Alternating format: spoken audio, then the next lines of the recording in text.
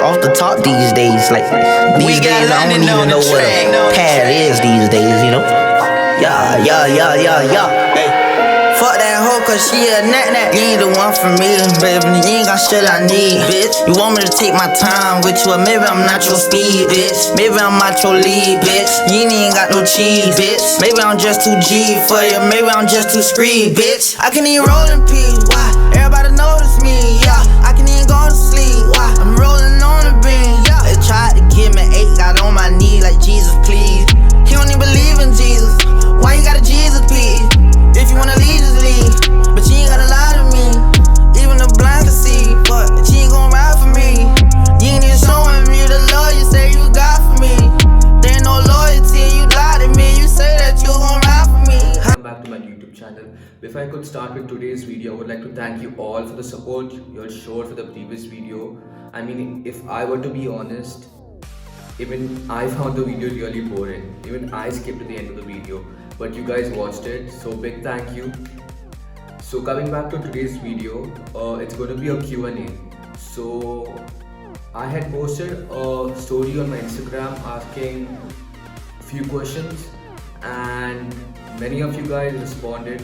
And if you don't follow me on Instagram, you can follow me on Instagram so that you don't miss out on these kind of stories. Okay, starting with the questions, I got plenty of questions on the story that I posted, but I definitely won't be answering all of them. So starting with the first question, when will you get placed gold at nationals? Okay, so fun fact, I've actually never been placed first or gold in nationals. Like, I know it's funny because where I'm at now and being placed gold in Asians but not being placed gold in nationals, I know it's kind of funny. So long story, but yeah, I haven't been placed gold in nationals, but as soon as everything gets back to normal and the competitions begin, we all know what's going to happen. Okay, so second question, what do you eat in a day? So I'll definitely make a video on what all I eat in a day, but in brief, if you want to know, I eat rice, potatoes, chicken, veggies, ground beef and eggs. That's somewhat all of it. Third question, I don't know. It's a question. How long will it take to increase strength in your SPD numbers, such as squat, bench and deadlift?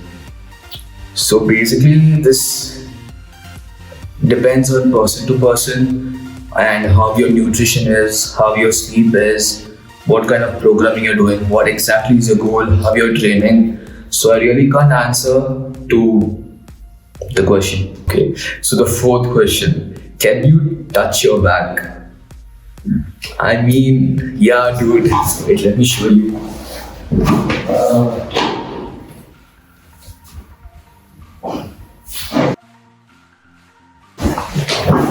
It's pretty easy.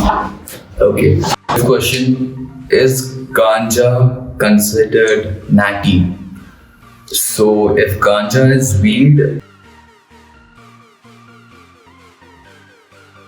it's not, because it has, I don't know, if you take it, you will get caught in the test, the NADA test or whatever, and you know it, so don't do it.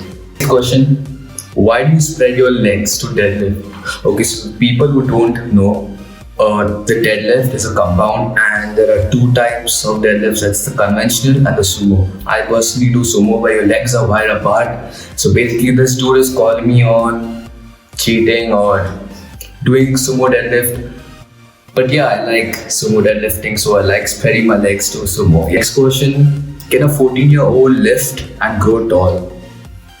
Yeah, you can. I mean, unless you're doing it in a wrong way, your technique isn't right, there's not going to be any effect. Height is a total genetic thing, and I would suggest 14-year-olds to definitely lift, since you'll be starting from a very young age and you'll have a long time to go. I would say focus on hypertrophy and don't use much ego during your lifting sessions. Okay, next question. Do you follow lean gain diet or a bulk and cut diet?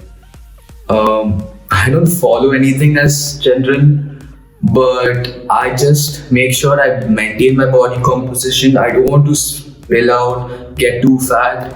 So I guess it would be lean gain, yeah, that kind of thing. What do you do when you feel demotivated? Question is really good. I mean, I don't actually remember, but normally I feel demotivated, or like if some of my training sessions go bad, or if I see something really disturbing, people hating. I mean, that's a regular thing.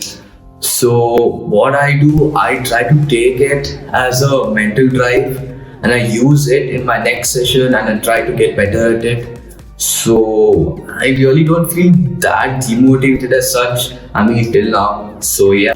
Do heel elevated shoes work better than flats?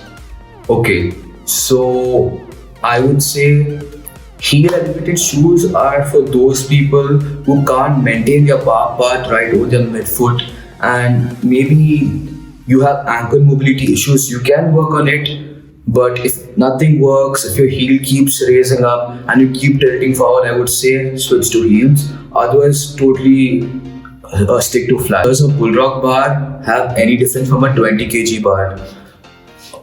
So if you're talking about a deadlift bar and a normal 20 kg bar definitely have a lot of difference, because the deadlift bars are longer, you can pull more slack, more whip and all of that. Okay, but if you're talking about normal 20 kg bars with a bull rock bar such as mine, I have a saber tooth. Basically just a few factors like the diameter, the shaft diameter, and the whip of the bar. Small difference, but yeah, there will be a difference. If you can train with a competition bar, which you're actually going to use in a competition, well, go for it. So you won't find that much of a difference in competitions. How many times you train legs in a week? Okay, so I do not categorize training legs as such, because being a powerlifter, I use my legs in the squat, bench and deadlift. So I would say every day. But if you're talking about my frequencies, I squat 2 times, I bench 3 times, and I deadlift twice in a week. So that's my frequencies. I recover well with it. Doesn't work the same. Does it hurt while working out? Okay, so that, I mean, in my case, sometimes, because the bar I use is really sharp, so it scrapes skin off the shin and the quads. And if you're a hook gripper, so the bar really messes with your thumb. And me being a raw lifter, it's not much, but then there are equip lifters who go through a lot. Their costumes, I used to do it before, find it really disgusting now, so I won't be doing equipped ever. So yeah, only equip lifters face like real pain, otherwise it's normal. Is equipped or raw lifting better? As I said in the previous video, equip lifting is disgusting. I'm into raw. The thing is, I don't get the point. Why would anyone do equipped? Because you simply have to take more pain and not lift that impressive weight, and it's really hard to train equipped. You have to waste a lot more money, lot more scars, you get mental issues and all that. So yeah, no. How to lose water weight? So this depends on what you're going to lose the water weight for. I mean, normally powerlifters do it when they're going to cut for their class, and I do not suggest it because I've had bad experiences with it. Try to diet down. If it's not possible, then you have to do a water cut, and you can do it by manipulating sodium potassium levels and having a carb deload and all that. So that's the main part. Will you go back to conventional deadlifts? I don't think so. See, the thing with deadlifts, do what's better for you. See what leverages work best for you. For me, I have really good sumo leverages. My hands are long and all of that.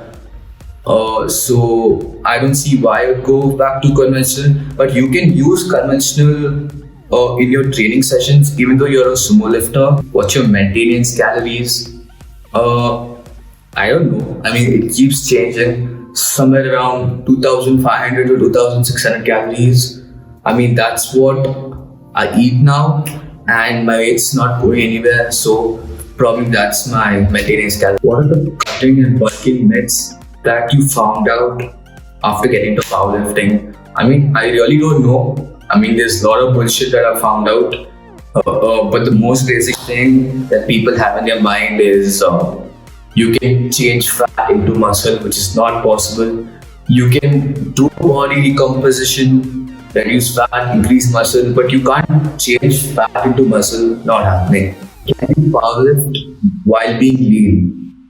Yeah, you can. I mean, modern powerlifting is all about hypertrophy, more volume, more reps, and all of that. So you can definitely be lean. As you can see, so many of the powerlifters nowadays are like ripped and jacked. So yeah, you can be lean. Question: do you like cardio? No man, I don't like cardio. Uh, I mean, cardio is something really good, but I don't like cardio. But I skip nowadays. That's it. And one of you all had asked me if skipping is good. Yeah, you can definitely skip. I mean, skipping is a type of cardio which requires skill. It's not like running where you just have to run. Because if you do something stupid, you can keep whipping yourself and ever compete in bodybuilding. I don't think so. I mean, even though if I get to a point where my conditioning is all lean and all, I believe in focus in one sport. I don't know what's wrong with the Indian mentality. Everyone wants to be a wrestler, powerlifter, weightlifter, bodybuilder. Stick to one thing, focus on one thing, don't do everything. Yeah. This is the last question, and I got it from many people. What cycle are you on?